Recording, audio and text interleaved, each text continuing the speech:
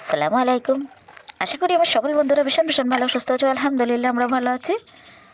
Hello guys, welcome back to our channel. প্রতিদিনের মতো নতুন একটা ভিডিওতে সবাইকে স্বাগত জানাই।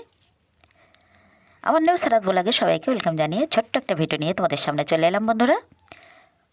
দেখতেই পাচ্ছ আমি আশেপাশে কাজ করবো এবার, আর সুন্দর একটু ফুলটা তোমাদের দেখিয়ে দিলাম। আর গ্রামের জীবন আমাদের গ্রামে আমরা যারা থাকি সকালে উঠে আমাদের উঠান কাটান ঝাড় দিতে হয়, আর রান্না তো অবশ্যই আছে, তার সাথে আরও কত কাজ। আজকে চলো বন্ধুরা উঠানটা ঝাড়ু দিয়ে নিয়ে একটু কাপ প্লেটগুলো মেজে নিয়ে একটু চা বানিয়ে খাবো। আর হাজব্যান্ড কী কী বাজার নিয়ে এসছে সবগুলোই দেখবো। আর সাথে থাকো, ফুল ভিডিওটা ওয়াচ করে দেবে, শুরুতে একটা লাইক দেবে বন্ধুরা, একেবারে স্কিপ করবে না।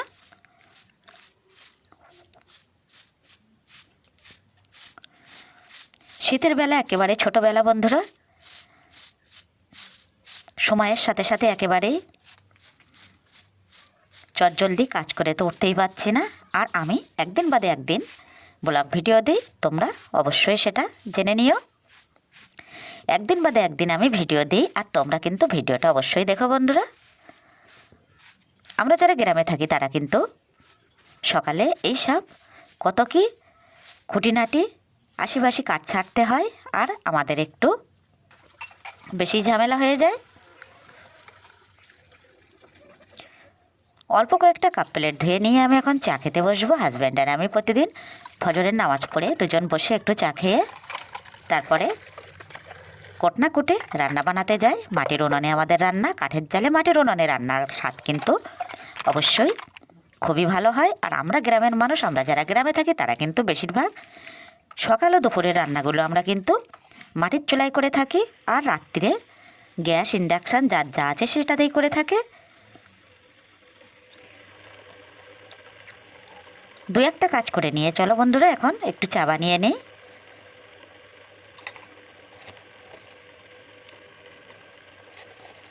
চা পাতা দিয়ে দিলাম আর চিনিটাও দিয়ে দিলাম। যেহেতু এখানে রং চা বানানো হচ্ছে এজন্য আর আগে পরে দেওয়ার প্রশ্নই ওঠে না। 3 কাপ চা বানাবো এখন। শাশুড়িমা এখন আমার দিকে খাচ্ছে। শাশুড়ির চাটা হাজব্যান্ড দিয়ে আসবে বারান্দায়। শীতের সময় ওনাকে সকাল সকাল উঠতে দেওয়া হয় না, অনেকটা বেলায় ওঠে।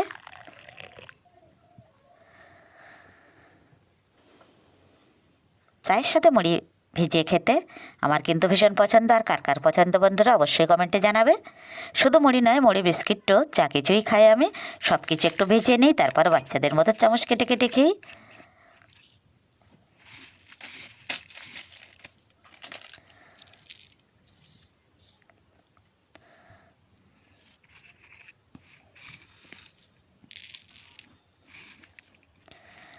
শাশুড়ি মায়ের চায়ের প্লেটটা আগে দিয়ে আসা হয়ে গেছে, তারপরে আমরা দুজন বসে গেলাম। উনি বেশিরভাগ মুড়ি খায়, আর সাথে দুটো টোস্ট দুটো বিস্কুট দিয়ে দিই। সেটা স্কিপ হয়ে গেছে, কিন্তু দেখানো হলো না বন্ধুরা। শীতের সকালে রং চার থেকে একটু কফি বা দুধ চা খেতে কিন্তু বেশি মজা লাগে, কিন্তু চটজলদিটা বানানো হয়ে যায়, এজন্য প্রতিদিনই এটা করে থাকি। চাটা খাওয়ার পর কিন্তু অনেকটা সময় পেরিয়ে গেছে বন্ধুরা। তারপর হাজব্যান্ড কিন্তু বাজারে চলে গেল। বাজার থেকে কী কী নিয়ে এসেছে দেখে নাও। শীতের সবজি একেবারে দেখে যেন মন প্রাণ জুড়িয়ে যায়। পেঁয়াজকলি নিয়ে এসছে, পুঁইমেটুলি নিয়ে এসছে, বেগুন, ছিমও নিয়ে এসছে, গাজর নিয়ে এসছে। গাজরটা আমি কাঁচা খাই বন্ধুরা।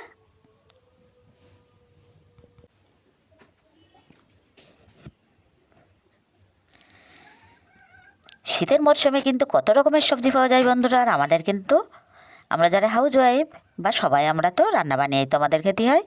হাট বাজার একেবারে টাটকা সুন্দর সুন্দর সবুজ জিনিস দেখলে কিন্তু মনটা একেবারেই ভরে যায়। চটজলদি বাজার সাজার দিয়ে কিন্তু হাজব্যান্ড কাজে বেরিয়ে গেল। আর এখন আমি পুঁইমেটুলো ছিম সবগুলো কাটাকুটি করে নিয়ে এখন ধুয়ে নেব বন্ধুরা।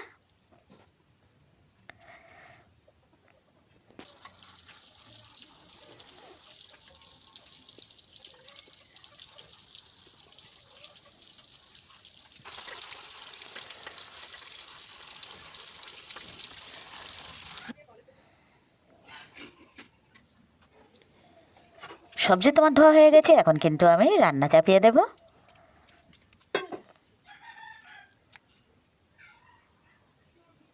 এক সাইডে আমি চাটে বসে দিয়েছি, আর এক সাইডে ভাতের পাতিল তো দেখতেই পাচ্ছ বন্ধুরা। ভাত একদিকে হতে থাকা, আর একদিকে আমি কিন্তু কড়াই বসিয়ে দিলাম। কড়াইতে দিয়ে দেবো পরিমাণ মতো তেল। তেলটা গরম হয়ে গেছে, দিয়ে দিচ্ছি পেঁয়াজ কুচি।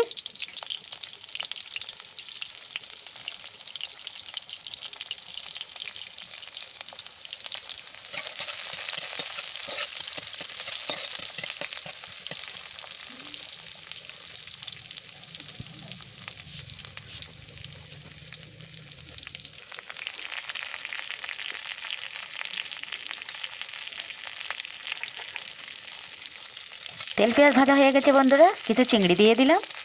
চিংড়ি দিলে তো সবজির টেস্টটা বেশি ভালো হবে, এই জন্য পুঁই মেটুলির মধ্যে একটু চিংড়ি দিয়ে দিলে তো মন্দ হয় না। একটু দিয়ে দেবো রসুন কষে।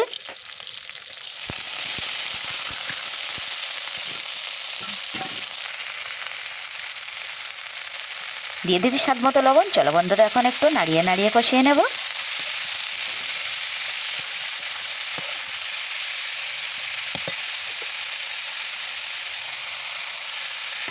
এখন দিয়ে দিচ্ছি কাঁচা লঙ্কা চেরা, কাঁচা পাকা লঙ্কা মিলিয়ে, আর দিয়ে দিচ্ছি পরিমাণ মতো হলুদ।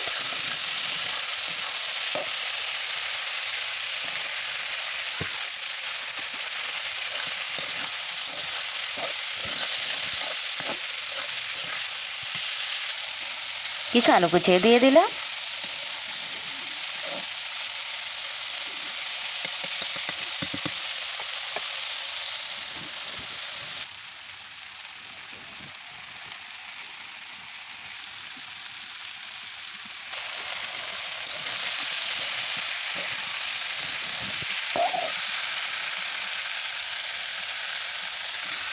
এখানে চিংড়ির মাথা বাটা আছে, শিলপাটায় বাটা করে রেখেছি বন্ধুরা।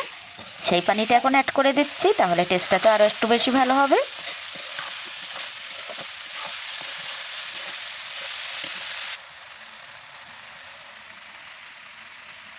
চটজলদি কিন্তু আমার এই রান্নাটা এক্ষুনি হয়ে যাবে। ছিম আলু পুঁই মেটলি চিংড়ি দিয়ে এই চচ্চড়িটা কিন্তু খুব মজা লাগে শীতের সময়।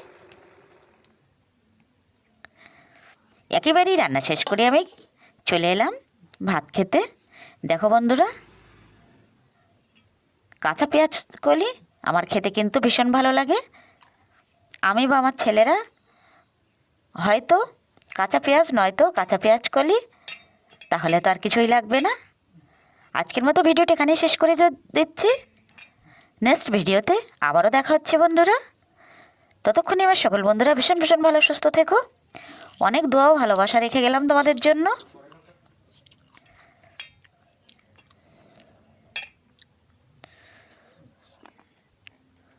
তাহলে বন্ধুরা আসি, আল্লাহ হাফেজ।